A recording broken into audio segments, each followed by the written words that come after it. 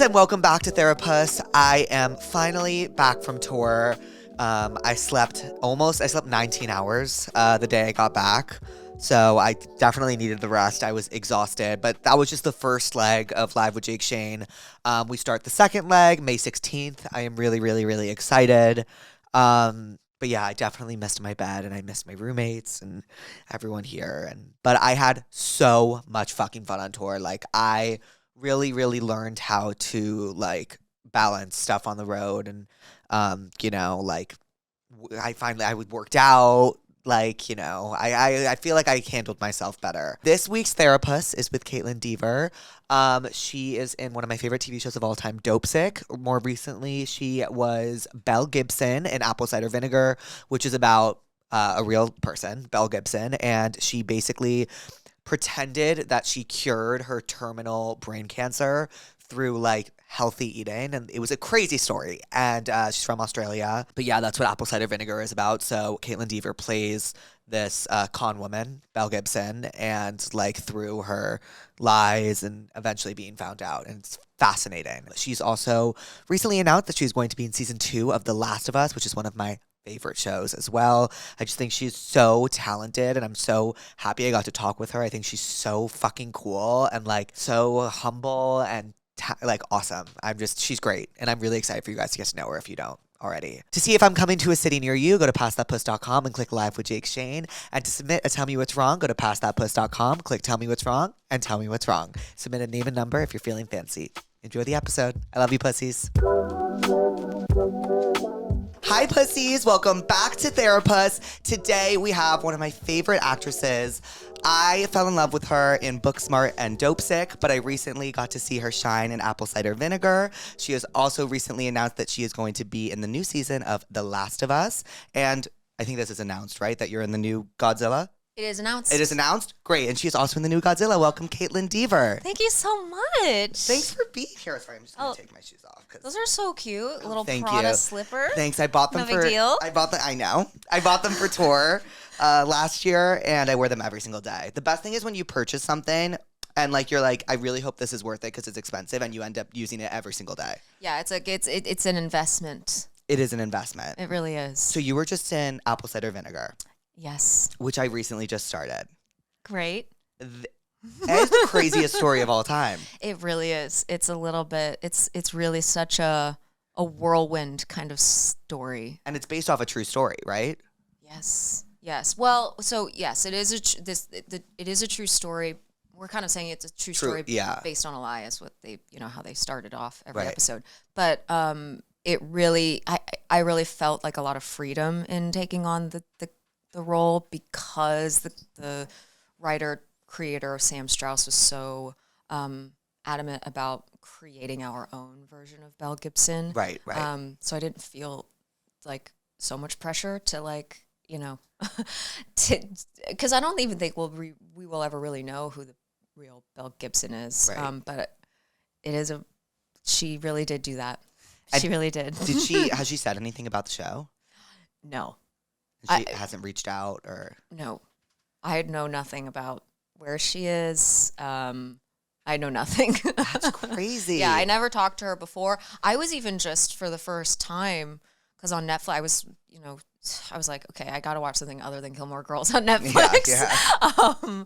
So I looked at like the top, and I know our show was up in the top 10 for a while. I think it still might be, but like now the docuseries that they made on Belle Gibson in 2023 is like global top 3 on Netflix. And I started watching that for the first time. I knew it existed when I was doing the show, but like, I was like, I don't need to do research on this anymore, but I'm actually just like fascinated on what this is. I never watched it before. Oh my God, wait, no way. Yeah, I just didn't want to be too tied to her like mannerisms and everything. I mean, I was only really pulling from that pink turtleneck 60-minute interview that she did. I don't know if you watched that. I reenacted it in the show.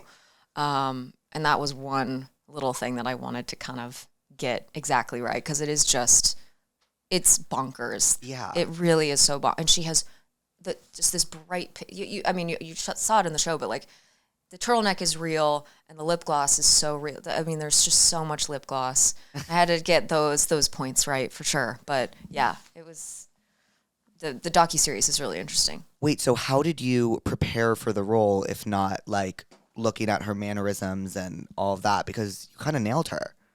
Thank you.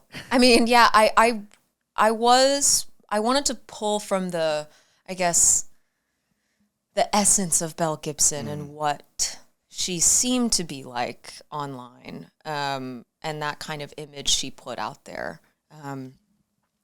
But it was really all in the scripts. Like the writer just kind of really wrote and so like each character so specifically, and like they really did have their own voice. And even when I watched it for the first time when it like premiered on Netflix, and it's just so cool to like click on a show that you're on and it's on Netflix. It's just is kind of like a surreal right thing. Like, oh, I'm in the show and I get to like click on it and watch it.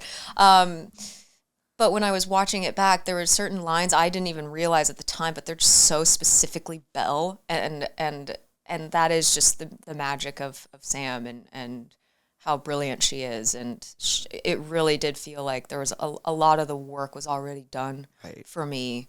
And yeah, just like the accent, I was like I just was a nervous wreck doing that, and so I felt like really I had to get that down too. And that did also really like I think. That really did help me get into like seep into the bones of who this woman was in a lot of ways. It made me feel like a totally different person. How hard was the accent to nail down? Because I was talking with someone the other day, and I'm pretty sure they said that the Australian accent is like so difficult to do. Yeah, it was. It is one of the hardest accents I've done a few other accents. This is one of the hardest accents I've ever had to do. Right. It's just such a weird, I mean, I love the accent, but it is such a weird accent and like really feels like when it's in your mouth. Yeah. It feels weird in your, like it doesn't feel, like nothing about it feels natural at all. And it was really difficult. How did you like prepare? Like, how did you see a dialect coach? I did see a dialect coach. I have to mention her name. Her name is Jenny Kent, and I really could not have done it without her. But yeah, we prepped like 3 months before we started shooting, and we just sort of like took it in baby steps, and she sort of taught me the basics of the accent, and then we started going over lines, and she would, read. She's an Australian woman herself, and so she would read a lot of my lines to me, and then like I feel like I also have like I think having a music ear helped me in a lot of ways, but it kind of also was like I was really my biggest bully at the time just because I was so hot. I would like nitpick every single little sound that would come out of my mouth, and then I would talk to the dialect coach about it. I'm like, are you sure this isn't sounding right? That take was bad. And she's like, no, I don't, and we would just really talk it out each take. And it was really like it was very detailed, which I wanted to be, because I really didn't like, it's such a gigantic accent to take on that I didn't want to disappoint people and the people of Australia. I literally thought you were Australian, so I think you did a good job. Thank you. I was Kaitlyn Deaver's coming on. My friend was like, she's Australian. And I was like, that makes so much sense because her accent was so good in apple cider vinegar. Like the opposite of Australian. No, you're from Arizona. I'm literally from Arizona. Not Australia. Both start with A's. But was it hard to go in and out of that accent, like from take to like not take? Yeah. I was deciding what I was going to do beforehand. I was like, I've never had to do this kind of accent before. So I really was like, there was no real formula for this, or for me specifically, or I didn't know what was going to be right for me. And I kind of thought about that. I just don't know if something about that felt like, I don't think I can actually do that, because there's so much of the like working experience and being on set is to me really the community, right? And the family that you build when making these things, and it would be really hard for me to feel like I'm really connecting with my peers and the people at work if I'm like in the accent the whole time. Who you actually are, right? And that would be really hard for me, and so I didn't. I stayed away from doing that, but I was popping in and out. And I think I go back to the music thing because I think I really was memorizing it almost like a song, and the accent felt like singing like notes to me in a lot of ways. So yeah, but I was going in and out, and that was fun. Like that wasn't too hard. I think it was just like the emotional journey that I had to go on in that show was probably the hardest part from day to day. What was so hard about the emotional journey? It's really just like such a roller coaster. It's she's all over the place, and you know, within a day, I was like, singing a cappella in front of a group of, like Katy Perry and a group of people. I was like crying and screaming and yelling all in one day. And it was just it was just like, just a lot to handle and manage. But I did create a spreadsheet for this kind of thing. And I do tend to, I've done that once before on a job, and it's helpful for like, because we were jumping around in time a lot on this show, and like literally in a day I'd be in 2015 Bell and 2011 Bell and 2012 Bell all in one day, and so I felt like I really needed to. And there was also like, I don't know if you noticed my different teeth in the show. Yeah, I had different teeth, so like I was popping different fake teeth in and out Did she all day long? So, but what the spreadsheet? What does that spreadsheet look like? Like, how does that help you manage? So the spreadsheets. First of all, I did not create that Google Doc. My sister definitely helped me. Yeah, Maddie, thank you so much. I am not, for some reason, out of my like the three of us. I have two sisters, and like I have no skills there. I have no skills in organization. I want to be organized, and I'm organized a little bit up here, but in terms of like laying that down or working it on a computer, that's never going to happen. But like, but you can like memorize lines, you know? I can. And that's about all I can manage. That's about all I can do. But no, she helped me. We got on FaceTime while I was in Australia. I was like, I gotta reel it in here. This is a lot. And so I would take it like episode by episode, and like each scene I would write, okay, this scene is set in 2011. Okay, this scene is set in 2015. She just had her miscarriage. Okay, and then the scene before that, like I would make those sort of notes, and then I would also leave a like an open space for what I actually ended up, because I have a plan for what I'm going to do, but sometimes that plan changes, like, you know, if the director or writer wants to do something different, or your fellow, you know, scene partner wants to do something different. And so then I would write down what changes were made, just so that I could keep track of where I was and where I should go. You know, it was just a way of like making sure I was like in control of everything. Yeah.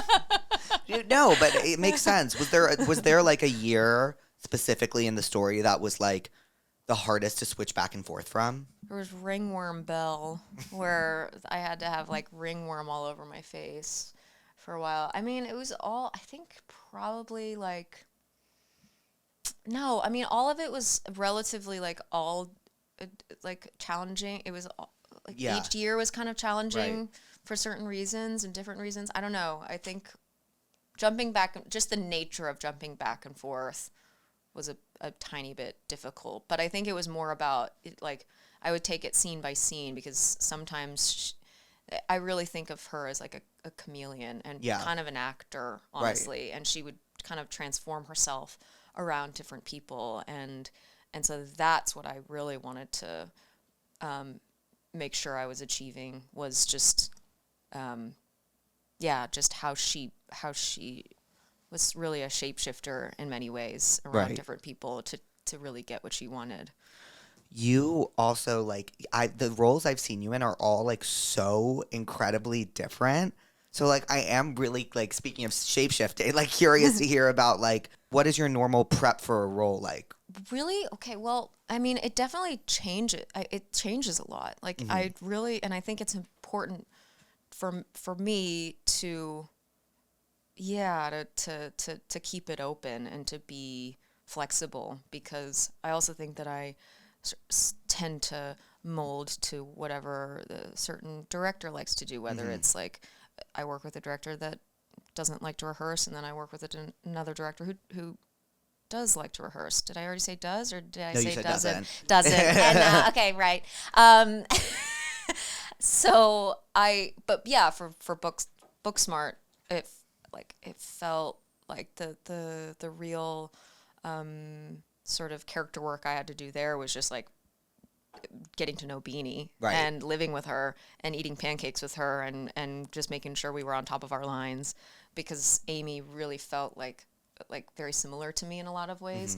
So it didn't feel like such a jump, and it was really about like the main character of that story is their friendship. Yeah. But yeah, for Dopesick, that was the other project that I did do a spreadsheet for, because again, that was like jumping all over the place that was really, we were doing like scenes from episode 8 and episode 1 all in one day sometimes. Yeah, it was really, and we would like switch, because we'd have different directors for each episode. So like after we'd like have one director before lunch and then have a different director after lunch. Wait, what? Is that how it works in television? Sometimes you like when you're shooting like a show like that, sometimes it does. But like for Cider Vinegar, we had one director for the whole 6 episodes. But yeah, for something like Dopesick, we had like, 3 different directors for all 8. I think there were 8 episodes. How do you like switch your mindset from? Remind me. I watched Dopesick when it came out. What was your character's name in it again? Betsy. How were you episode 1 Betsy and then episode 8 Betsy in the same day? Because as for those who don't know, the character takes a very intense journey throughout the show. It was really bangs, no bangs, really. Right. Yeah. No, it's much darker than that. I think it was, I wanted to keep track of the time, but also the withdrawals that she was going through. So sometimes she was like doing a lot better and she was on the up, and then she'd have a relapse and the withdrawals were really intense again. So I felt like I really needed to keep track of that. And but yeah, a lot of it was like, oh, this is bang Betsy, and then this is no bangs Betsy. Yeah. What was it like working with Michael Keaton? I love that. I love him. He's honestly like, he has been and always like just been one of my favorite actors ever. I think he's he's done so much work, but I also feel like we haven't gotten enough of Michael Keaton. Agreed. But I think that like that's why we love him so much. I think he does this like amazing movie, and then he kind of like tucks away again. And there's something that I feel like I don't know, I really admire that about him. Did you ever see the movie Jack Frost? Okay, no. And I feel like that's crazy of me, because I feel like everybody's seen Jack Frost. Yeah. What's Jack Frost about again? I don't know. He like turns into a snowman. He's like man turned to snowman. Is it a Disney one? I have no idea, honestly. But I just remember having this like image of him as a snowman, and like when he turned into a snowman, he still looked like Michael Keaton, because they still kept his eyebrows somehow. But no, I just was a fan of his. It was really like, if I'm to pick like 2 actors that I really admired as like a little kid, it would be Toni Collette. Mm-hmm. And I love Toni Collette. Michael Keaton. And I got to, it's just really kind of crazy that I got to work with both of them, like pretty early on in my career, I'd say. And yeah, but he's so cool. I like how, he's really relaxed, and he makes you feel relaxed when you're doing scenes with him. And I don't know, I just really liked his energy, like when we were working and then post the show coming out. I just loved how, like, I don't know, he was honestly like he pretty careless about the whole press thing of it all. He really just wanted to be back home and chilling, which I really appreciate. He seems like he's one of the most down to earth people I've like one of the most down to earth actors and people I've ever met. When you like are on a show that has like a more somber, or a movie that has like a more somber tone, like is the like, oh my God, I'm gonna fuck this word up again. What's it? What is it? What is it?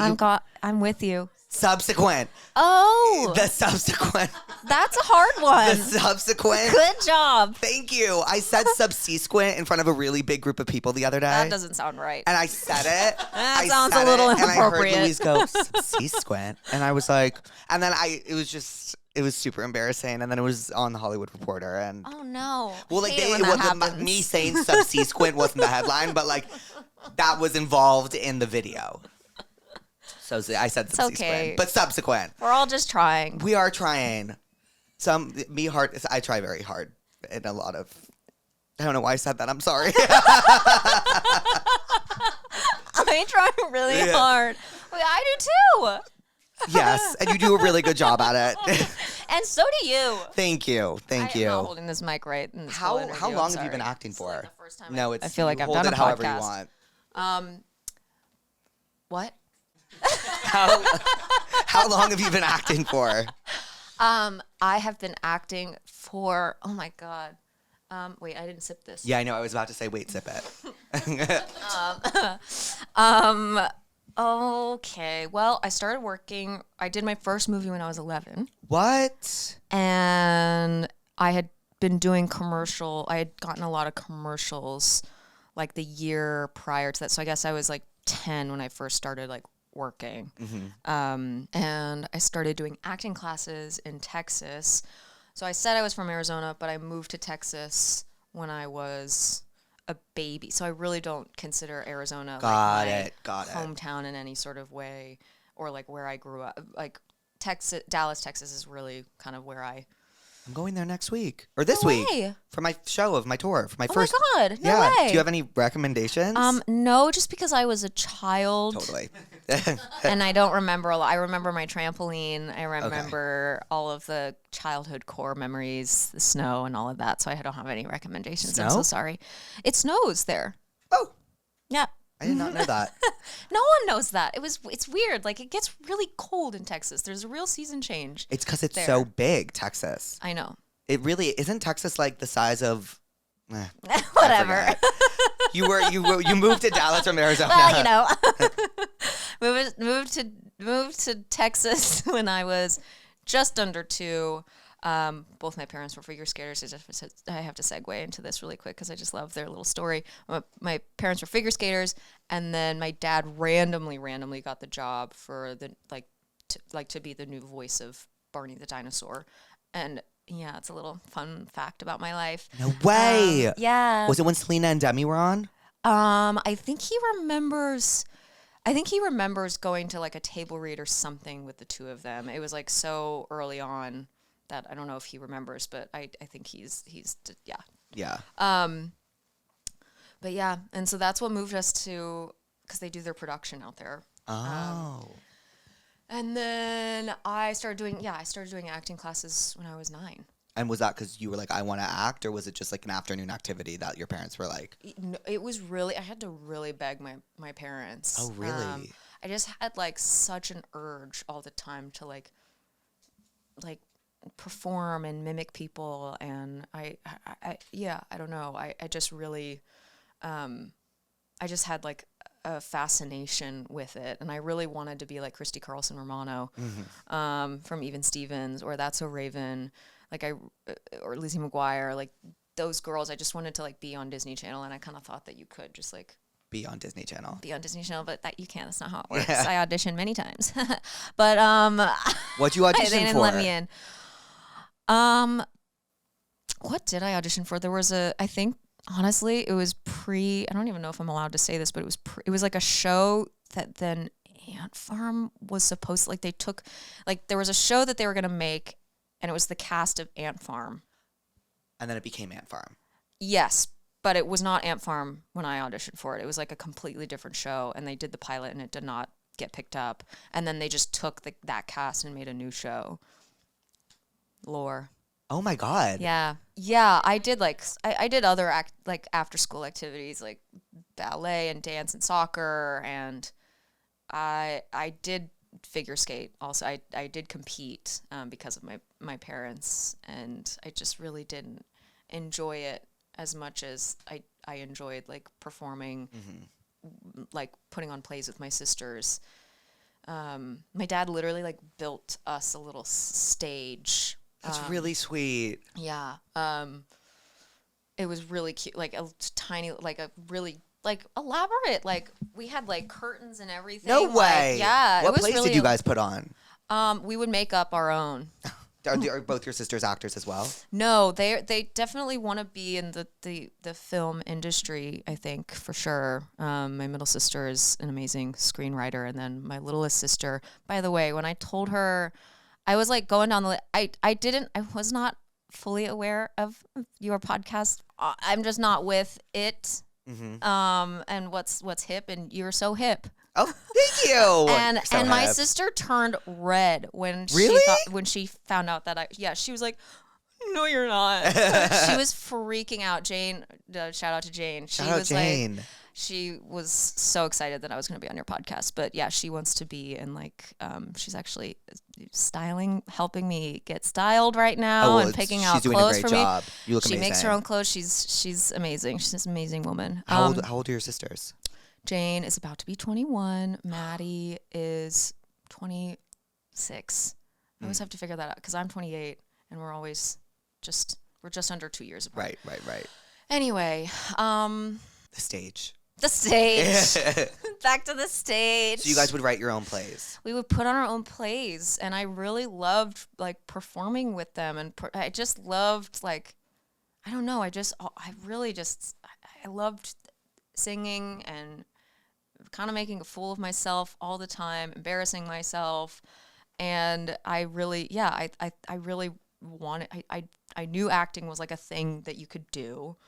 And it's crazy to think back on, being that young and knowing that this is what I want to do. Right. Because that does not, I realize how rare that is, and that doesn't happen for everybody. And I really can't explain why I wanted to do it. But my mom, when I first, she actually told me this like 4 or 5 years ago. She was like, because she said I used to stare at people like when I was little, and she almost like, it got so bad at a point where she was like, I feel like I gotta like tell her, no, she can't be doing that because that's a little bit, she was like, this is really becoming like a consistent thing. And then she told me that I realized you were probably doing, I didn't ever stop you because I realized you were probably doing it for a reason, which really is like, so I think is so beautiful. But also, yeah, I really did, I was fascinated by like people's mannerisms and the way people walked and the way people sounded. And I would make fun of my like elementary school teachers all the time. Like I just, like, I don't know. I was just fascinated by people and, right. and the idea of playing different people. And I think I, really, wanted to explore that. And thankfully my parents allowed me to. So I started going to acting classes out in Texas, and then an agent came out for like a kids like showcase where like kids would do like the same Skittles, monologue.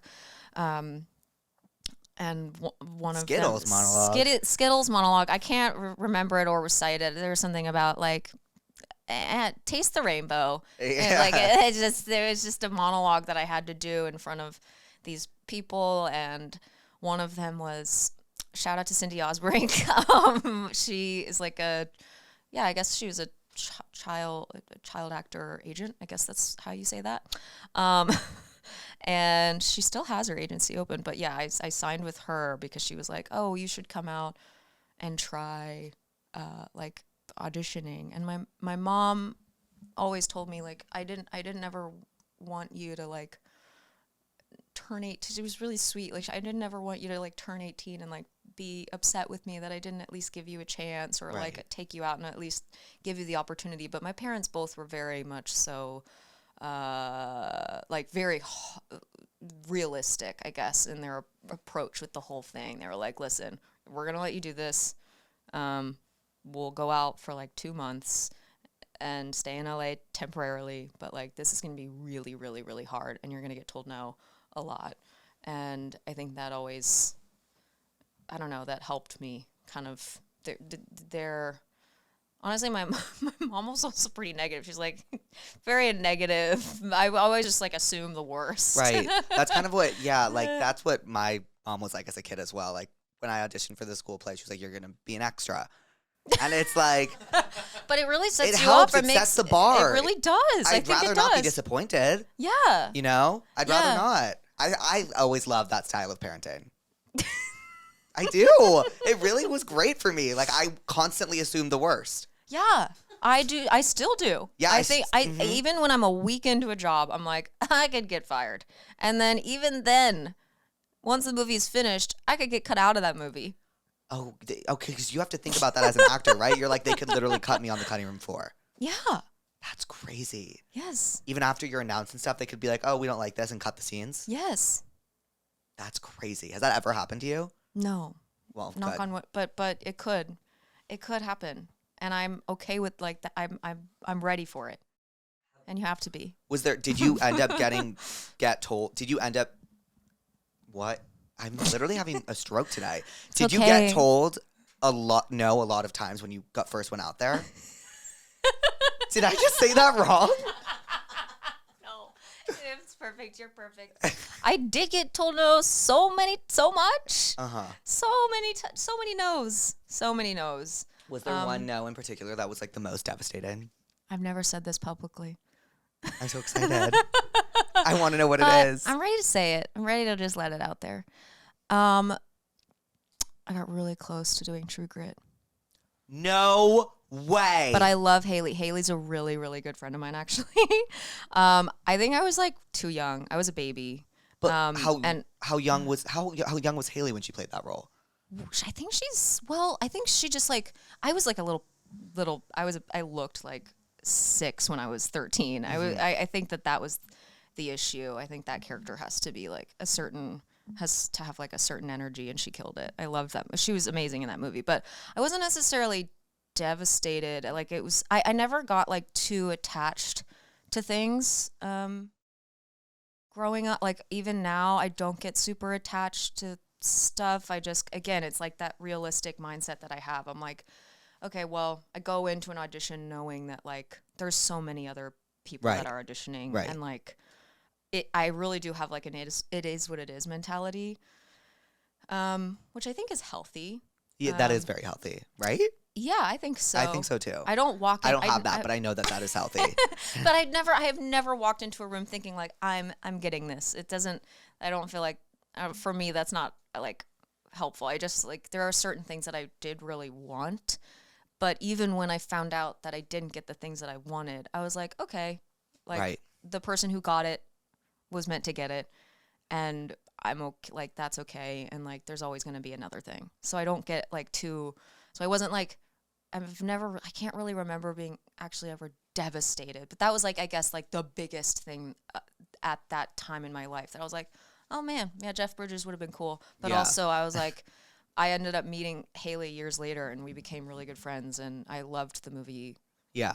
So it's just like, well, everything happens for a reason. Yeah, as well. and then you sort of look at your trajectory and you go, oh wow, I wouldn't have done this, this, and this had I done that. Like, well, you wouldn't have known Haley had you probably, right? Yeah, because that was her. That was her break. Yeah, true. It's very true. So, yeah, I don't think I would have done. I think like I realized it would have like timing of Short Term 12 coming out and Justified. I just wouldn't have done those shows because I would have been, it's just wild to think about that. Sliding Doors.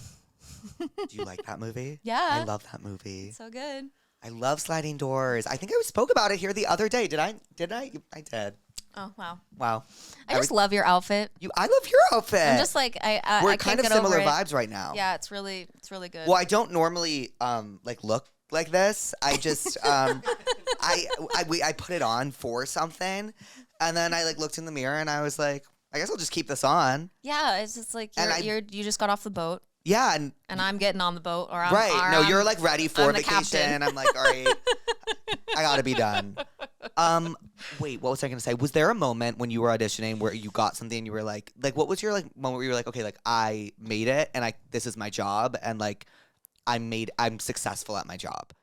Both Justified and Short Term 12 were two things that I really felt like, oh, I'm finally getting to get down to the stuff I really like to do, which is like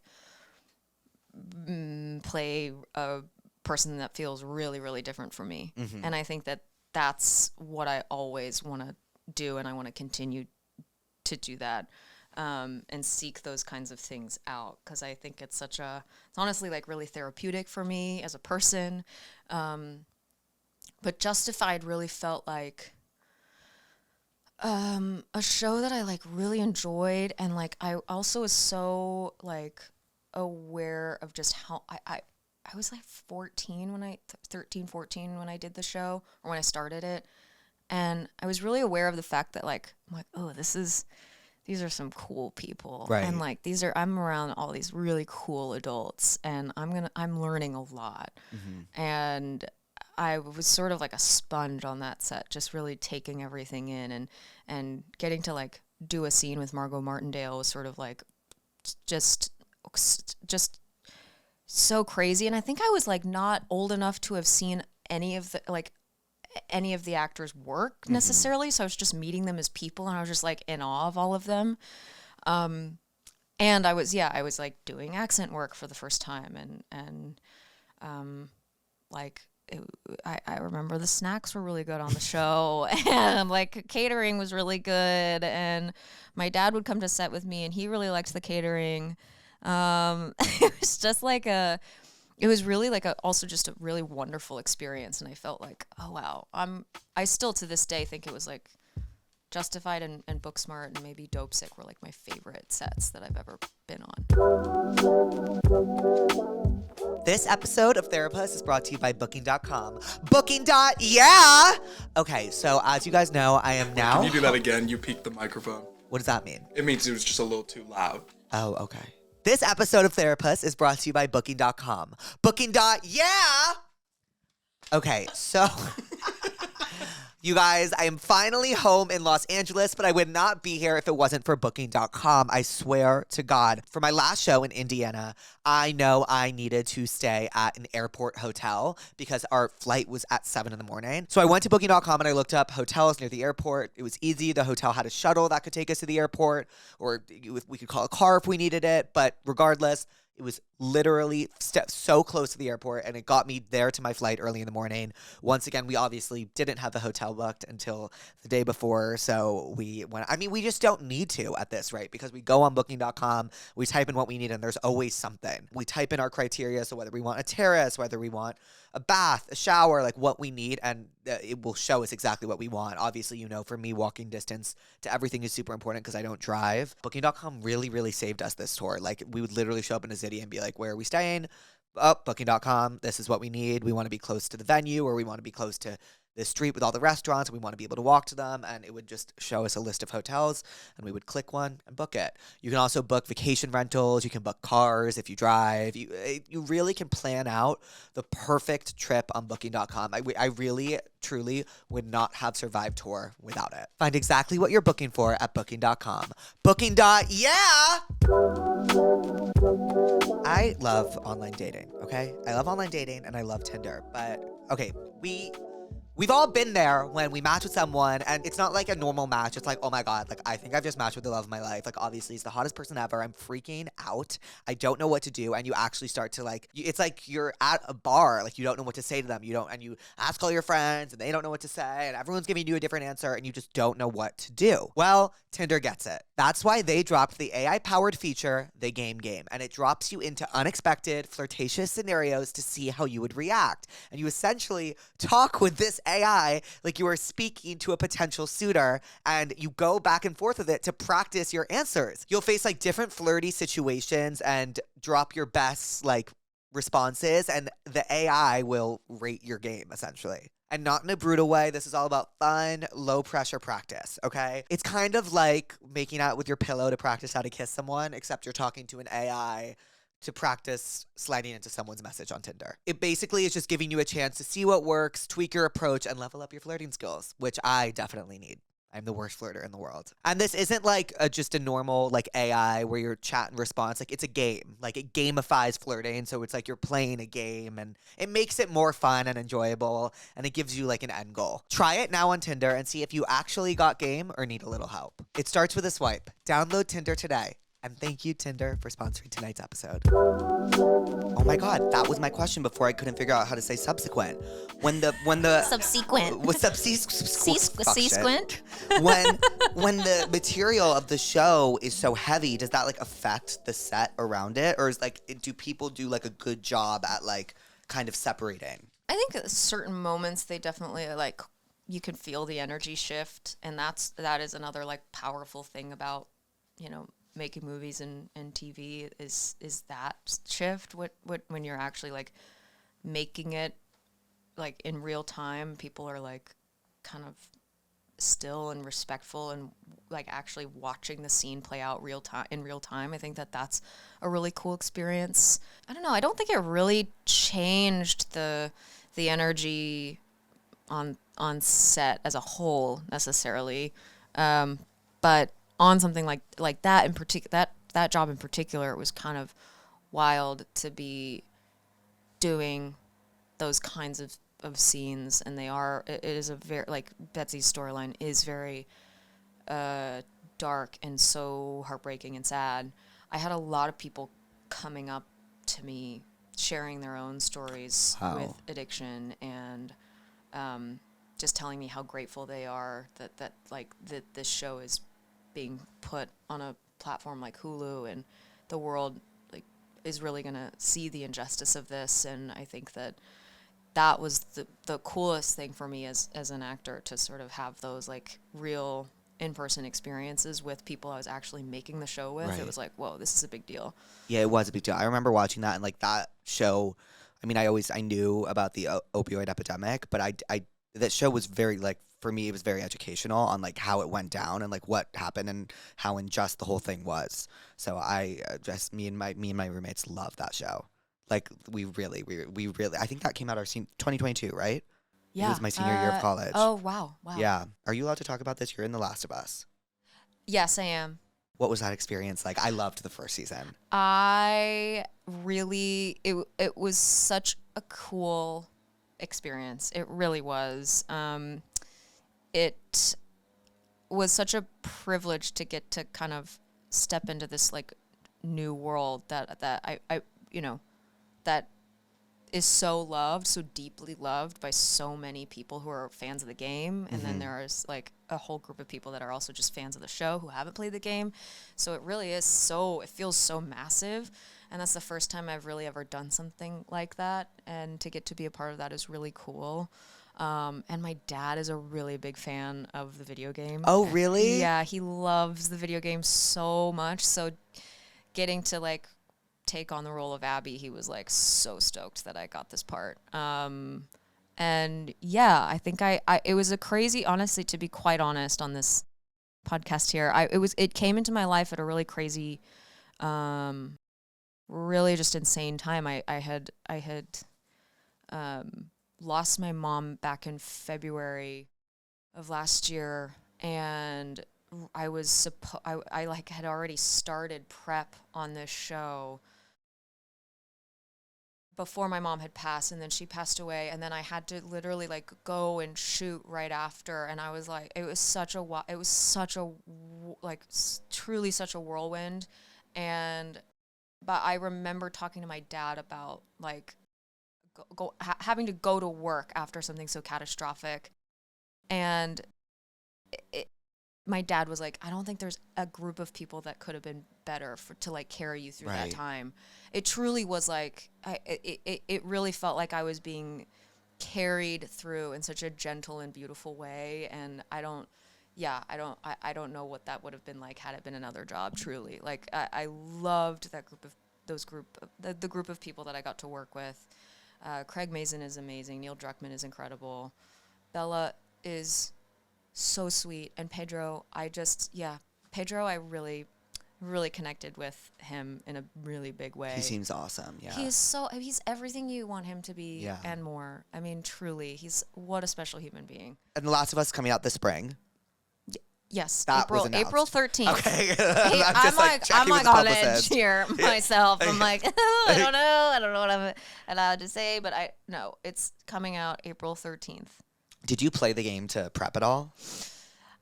I had already played the game. I think what was cool about kind of the Craig Mazin's and Neil Druckmann's approach was that they really want to capture the essence of the video game, but also I think that they weren't really concerned or worried about. I mean, their main concern was just capturing the essence and capturing the emotion of the characters. And I thought that was like a really cool way to do it, because there is one version where you're just like doing a carbon copy of the video game, but right. then like, why would you make the TV show then? Right, I feel like that TV show gave the game. I mean, I feel like fans of the game will say that it had so much depth already, but like I really feel like that show gave it a lot of depth, especially in the, did you watch the first season? Yeah. Like the long time episode. Oh my God. Long time. That's number 4. That's the one with. That's the one with the Linda Ronstadt song, and oh my God, yes. I forget. I yes. watched this a while ago, but like, it was the two guys. I forgot their names, but they were living. Marie Bartlett and Nick Offerman, and they were living together. That episode kills me. I know, it's so beautiful. To this day, it's so good. So yeah, I mean, there's so much. There's so much that the show really brings to the whole world of The Last of Us, I think. Oh my God, the show is so good. I'm so excited for the second season. Yeah, it's I'm getting like so pumped up talking about it. I am so excited. But yeah, I didn't. So I played the first game actually with my dad. And I think he's probably played that game like 4 times. Really? Over. Yeah. This game has like legions of fans.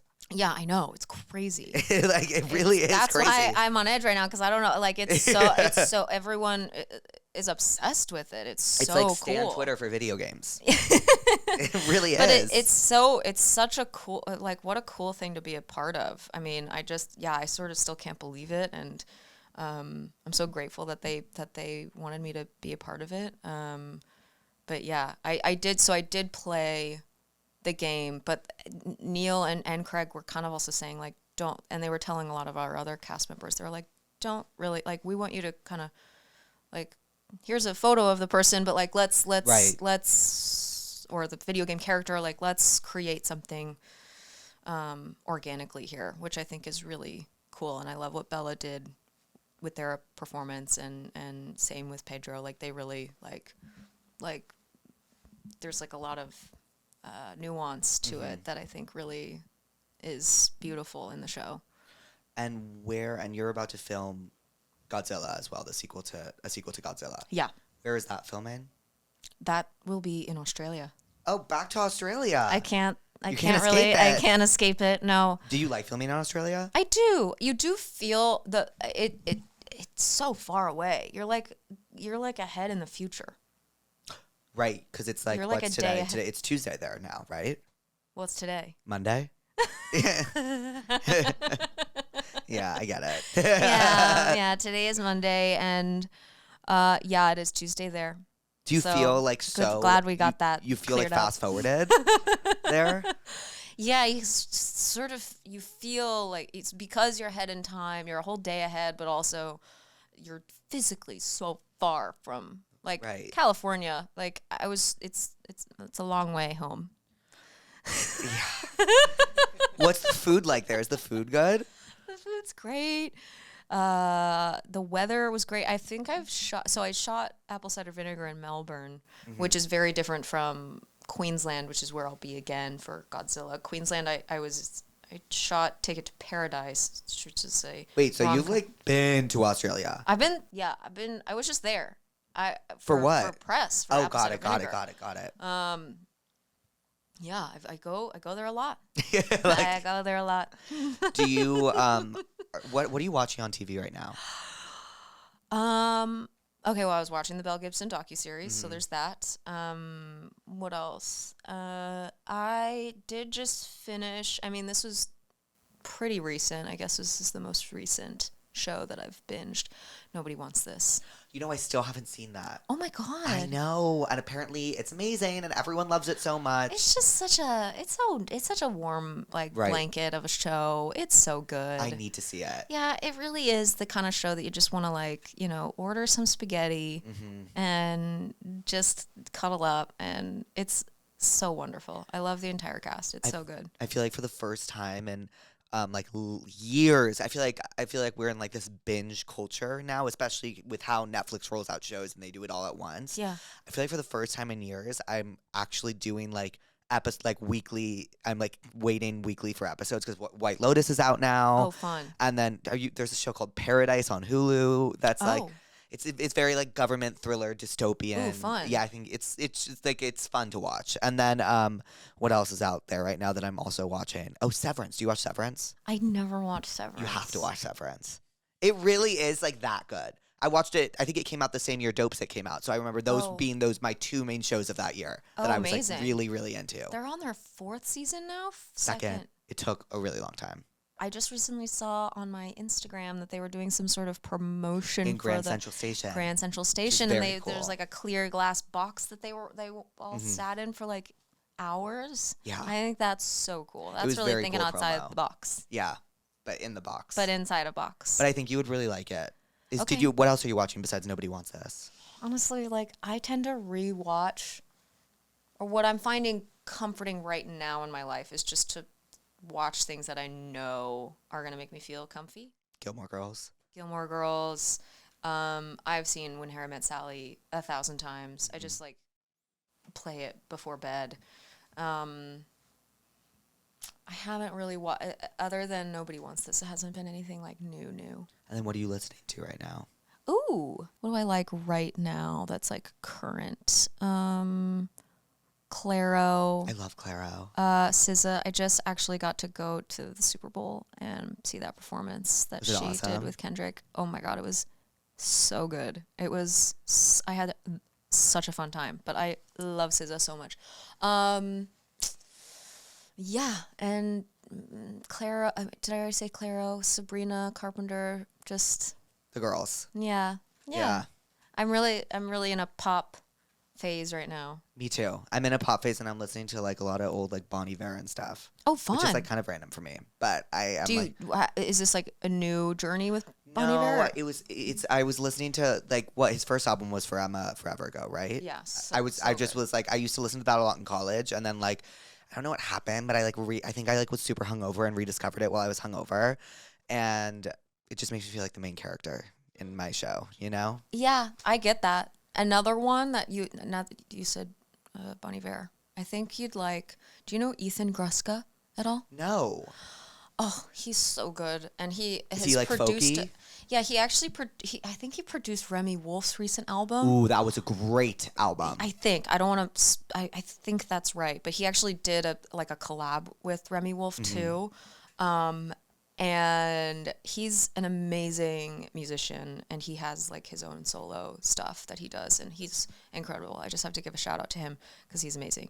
And then what was the other one I was going to think of? What was I thinking? Oh, this is one that I wanted to mention. McGee. I love McGee. Oh my God. Louise loves McGee too. Did you see McGee's SNL performance? Actually, yes, it was. I remember seeing him perform on some TV thing. It was definitely SNL. Have you seen the Are You Looking Up YouTube music? Like no. The YouTube music video? Have you seen that? I've never seen it. Oh God, I'll have to like send it to you because he's about to pop I'm gonna off. get your number after this. Yes, yeah. But if that's okay. Yeah, but yes. But it's so good. I'm obsessed with McGee right now. That's like my biggest obsession. I'm glad I remember that. I'm obsessed. I'm really excited to watch the YouTube video. I'm going to send it to you. Yeah, the YouTube please. music video. Yep. Okay, what are you therapist about today? I got it. A lot of like mechanical like things that were going wrong. Ooh, that would drive me up a wall. Like call boxes getting into like buildings. Yeah. None of them worked this week for me. Like consistently? Consistently. And I feel like it's like, I don't know if you're into astrology, but like I think like technology, me too. That's exactly how I would say it. But like when technology starts to technology has just been not going well this week for me, and that really, I was like thinking about like my pet peeves, and my sisters really know this about me. Like when something like a computer doesn't work, or like when the Apple TV doesn't work, or like there's like 7 different remotes. No, I'm not kidding. I feel seen. I'm getting like angry. Like when technology doesn't work for me, it makes me so fucking angry. Oh my God. And then like when I'm at my parents' house, like my dad gets like, I'm just like, I get mad at my dad for no reason. Like he doesn't know how, I don't know. It just really makes me irrational and angry. And that happened a lot this week. So I guess I'll say that. Yeah. Well, that's a great one. Right. You know, I'm honestly not angry about much today. I feel like I've been in a great mood. Do you disagree? Yeah, it's been great. You've been lovely. I'm great. I was watching, what was I watching this morning? I was watching the new White Lotus. Do you watch White Lotus? I saw the first season. I saw the first. I never saw the second. Oh my God, wait, I thought right now was the second season. No, right this now. is the third. Right, I saw both seasons. Oh, you saw both? Because everyone thinks it's so weird that I never saw the second season. I just like gave up on it. But they played the second season's theme song at like the music festival I was at this weekend, and it was so it's such a good theme song. Lit. Like it was so fun. Was it so lit? It was so really? awesome. Like it was just like, oh my God, it was the most fun ever. So I guess I'm like pretty Therapuss today. Okay. That's amazing. Did your sister tell you about the Tell Me What's Wrongs? No. Okay. So the pussies write in and they tell us what's wrong, and we like prescribe them a remedy. So like that can be anything, like a show, a song, the McGee YouTube special. Right. Yeah, okay. Okay. Anything. Gilmore Girls. Okay. My best friend has ADHD, has been overstimulating me so much recently, but when I tell her she is stressing me out, she gets mad. Help. I like don't know how to help you there, honestly. Not to be like, I'm sorry. Like, if is that like we're moving on? Well, because my thing is, I feel like we have to give them a chance. Her friend is mad at her because she's, but you're doing the right things. You're being transparent and honest and telling your friend she's pissing you off, and you're writing into Therapuss, and like you're like acknowledging your feelings. Like that's like a your friend problem, not a you problem. That's a your friend problem, unfortunately, and they can't control that. Like there's only so much you can do there. I overstimulate my friends all the time, and they're like, stop. And I'll stop. Or they overstimulate me and I'll be like, stop, and they stop. But if that person is getting overstimulated, that's a situation that you can't really do much about. I don't think I can prescribe. You can be there for them. Yeah. No, but you can if they're annoying you. Well, you have to protect yourself. Yeah. You have to protect yourself, and then you have to know your boundaries. Yeah, you got to PYP, protect your peace. Oh, I like that. But you know what? You know what the conjugated one of that is? POP, protect our peace. Oh my God. That's what me and my friend Peyton came up with recently. We're popping. So like That's so nice. Yeah, we need a pop or a pimp. Plug in my phone. Okay, this is all going so fast. No, I know. I start to speed up during this round because I get really excited. Okay, next. I'm having a problem in college that every time I get high, I get the serious ick from my friends. That is horrible. So when they get high, they're like, I hate my friends. Whoa. Okay. They're new friends because I've only been in college for 3 months, but it literally makes me not want to be friends with them because I get such bad secondhand embarrassment, my friend. Sorry, that was so mean. What do I do to stop it? But I'm not willing to stop smoking. Well, I would say, do you smoke ever? On occasion. I quit. I used to do it. Like back in the day, like I probably would have been high for this podcast. Oh, wow. No, like it was intense. I would not be able to hold a podcast. Oh, I was able to like Kaitlyn is work out. gone. Like I could have done anything high. Oh my God. The world was my oyster. Wow. Until it wasn't. Again, that's their problem. Also, like sometimes the pussies like do leave out details for us. Like there's crucial details. Like why are you getting secondhand embarrassment from your friends while you're high? Like maybe they're not like acting. They don't like the way they're acting while they're high. But I will say also, you didn't go to college, did you? No. Okay, so as someone who went to college, those friends you make in the first 3 months, like while some of them might stay forever, realistic, like we can be realistic here. Like most of them are not forever. Okay. Like they're not. Like you're about to go through 4 years of your life in this place, and you're about to meet so many new people, and people are gonna come in and out, and you're in the dorms, and like, you know. Yeah, they're new friends. You might get the ick. Like right. You just have to expect the ick. I also like to say that me and my friend group like to say that we all have our fatal flaw. And if you can accept someone for their fatal flaw, then you can accept everything else. I love that. Yeah. Because that's really true. No one's perfect. No. Some people's fatal flaws are worse than others. They like to say that about me. But No. but it's okay. It's okay because once you accept it, you're good. And you're like, because once you accept someone's fatal flaw, like you can't complain about it anymore. You're like, oh, that's their fatal flaw. Like, you know, like, and then when you take that out of the equation, like, you're not complaining about much. And then friendship's awesome. Yeah, that's true. Is that a bad way to think about things? No, I well, you no. do? Yeah. I What's also oh. You first. Well, I feel like that's also really important, like in romantic relationships. Like you have to accept. I haven't gotten that far yet. Okay. But almost. But yes, continue. Okay.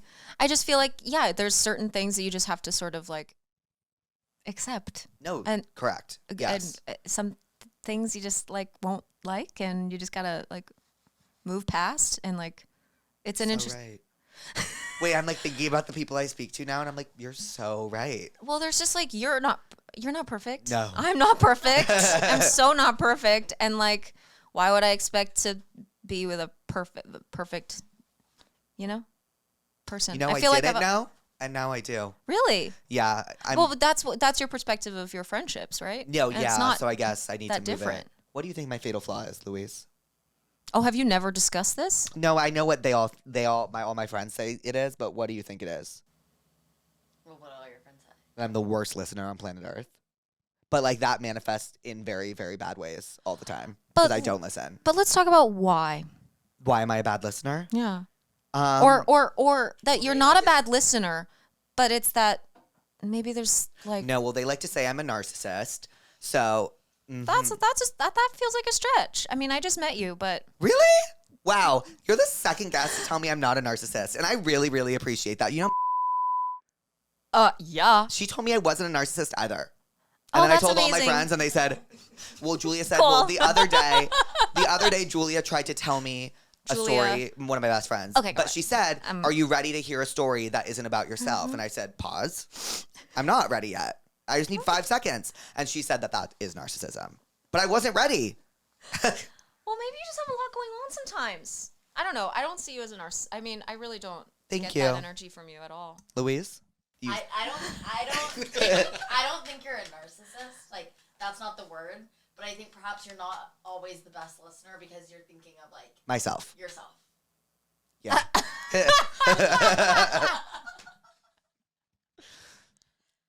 I am always thinking about myself. The guy I was talking to about...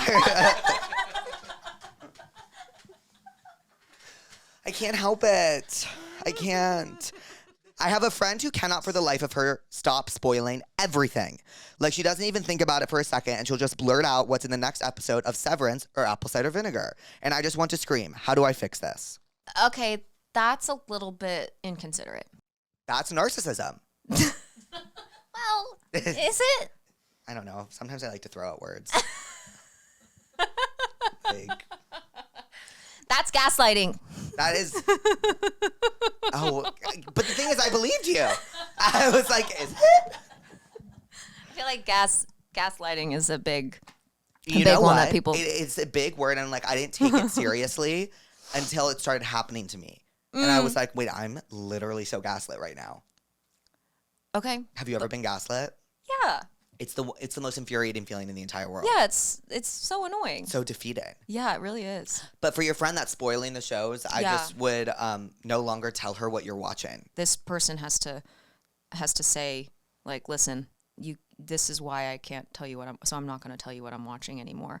And that person can decide if they're going to stop spoiling. And meanwhile, that person is POP, PYP. PTP, protecting their peace. Yeah, they're doing that. What is the biggest spoil you've ever gotten for a show? Because I remember mine. Gossip Girl. They told you who Gossip Girl was? Yeah, my freaking sisters. That's evil. They didn't mean to. It was That not on ruins purpose. the entire show. That like actively ruined the entire show. Yeah.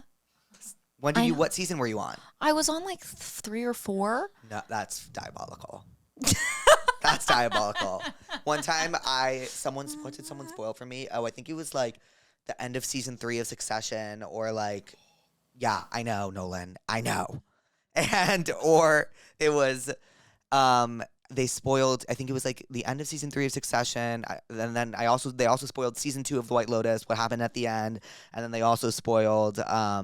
This isn't all the same person, by the way. Oh, I was and like, then Jesus, this person's really spoiling everything. And then I was also spoiled. Have you seen the OC?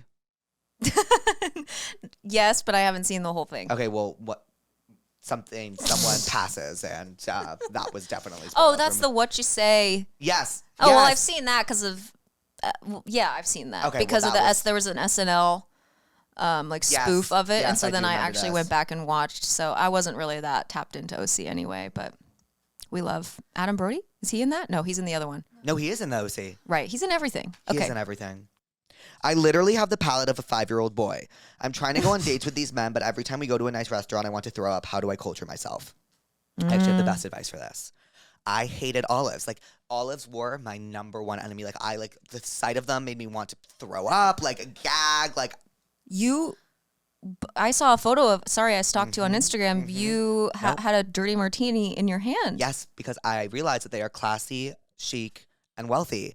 And I knew I needed to get behind this. And everybody was drinking them, and everyone was talking about how good dirty martinis are, and this, that, and the third. And I was like, I have to do this. I have to figure out how to do this. It must be done. And once you just pull the Band-Aid off, the first time you're like, ew. Second time, you're like, okay. And the third time, you'll actually enjoy them. You can't overdo it, though. Like, I had 6 or 7 the other night, and it really, like, I feel nauseous thinking about them now, but I really like olives now. I can really eat them. The same thing happened with me and as sushi as a kid. I hated sushi. I hated raw fish. You're still there? Yeah. You can do it. You just start with the vegetable rolls and you make your way to the fish. It's just the seaweed. I don't know if my tongue can you don't like the texture? It's it's like literally the taste of seaweed that I don't like. Okay, so. I can do I've baby stepped into sashimi. Yes, but that's all it takes. You start and then you keep going and going and going. I think that would be the advice here. But also you need some vitamins from other things. You know, you do. You need a well-rounded diet. So look at it as a life upgrade. Yeah. And a necessity. A necessity. Fuck. No, I can't speak. I wasn't speaking. I just wanted to say it at the same time as you. Okay, yeah, necessity. Necessity. Yeah, I just feel like baby steps there. And also, I did the same thing with avocado. Me too. I hated avocado. And then I slowly, I started with guac, and I just went from there. And now guac is my favorite. Mm-hmm. I wouldn't say it's my favorite, but I do enjoy it. It's so good. But yeah, I wanted to be a part of the avocado club. Yeah, me too. I feel like these niche foods always have clubs, except the one food I'll never, ever enjoy, and I'm putting it out there now, and if I do, hell has frozen over, beets. I hate beets.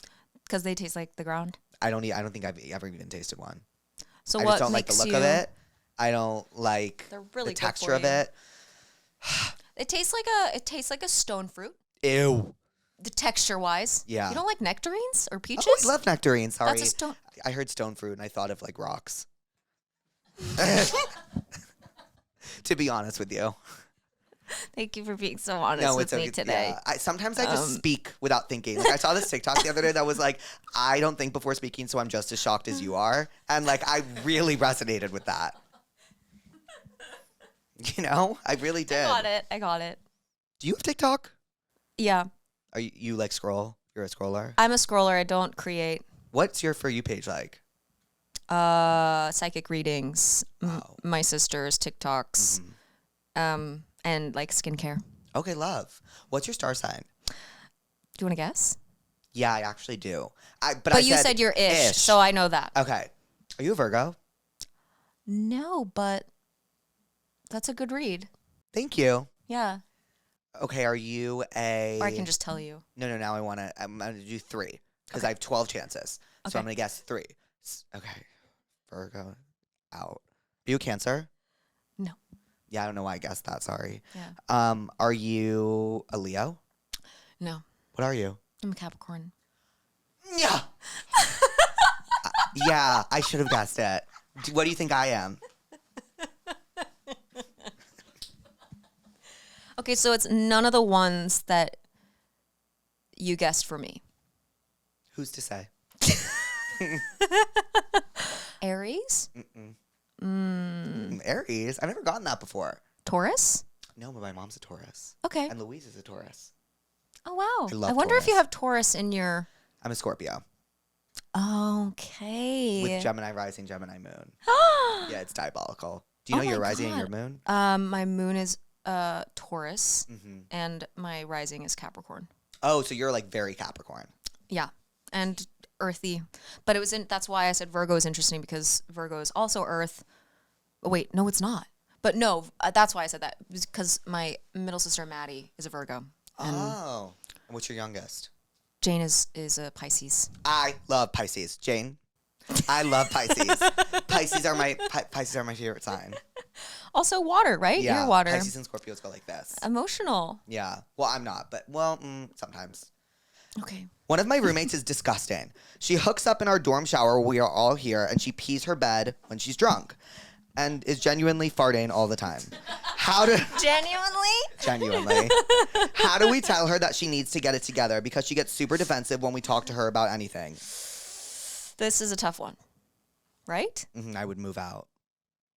Right? Like, what are you supposed to do? Your roommate's disgusting. That's I just mean, I'd like to know more details about like sometimes how we are long has lacking in this the details. like how long has this been going on for? Right. You know, like there's a certain point where you kind of accept these kinds of behaviors, and then you have to. And if maybe if you've already had like one or two talks with this person, maybe it's time to consider moving out. You need to get out of that environment. Yeah, if it's not suitable for you. I would try to break your lease if you can. Did she say she's hooking up in her shower? In the dorm shower, and that to me doesn't feel that crazy. But like, that really does not feel that crazy to me. Maybe that's because I was in like the party dorm of my college, but like, that just doesn't feel crazy to me. Okay. Yeah, I think you would have liked college. I don't know. It sounds scary. So basically, my roommate is a random person. She was fucking crazy, to sum it up. But one time she made up the story that her grandpa died as an excuse to go fuck another dude in a different state while she had a boyfriend. She left while he was at our apartment, so he stayed, and we all kind of sort of had to like watch him, not know. It was so weird. Do we get involved? Watch him. Watch what? Oh, okay. She made up an excuse that her grandpa died as an excuse to go hook up with another guy while she had a boyfriend. Right. These people, her roommates, had to basically like babysit the boyfriend while he was in the apartment alone and watch him not know that she was lying about the grandpa. Do they get involved? This is crazy. I think yes, they get involved, right? Okay. I would say something personally. I feel like That's if outlandish. they're a part of it now. Yeah. Like if they were not having to watch him in the apartment, I feel like that's one thing. But like because they are like kind of in it and they've made them feel like they kind of have to say something. I agree. I don't know. Sometimes I'm like, you can't get involved. Yeah. But in this situation, I think you get involved. I also think you get involved, especially because it's so diabolical. Well, what did we learn today? That you're not a narcissist. Second, thank you. What else? I learned that I consider you to be so good at what you do, which I just think is so impressive. Thank So you that's so what I learned. much. You're impressive. I've had such a nice thank you. time. I had such a lovely I'm so time with excited to show this to my sister later. This is going to be so fun. Oh, I think she's gonna love it. Yeah. Do you want to give a little bye, pussies? Bye, pussies. Bye, pussies. Thanks for coming on, Kaitlyn. Thank you so much. Thanks for having me. Oh, thanks for being here. This was so sweet. He's got you on the hook. He's slaying and he's shook. It's Therapuss, Therapuss.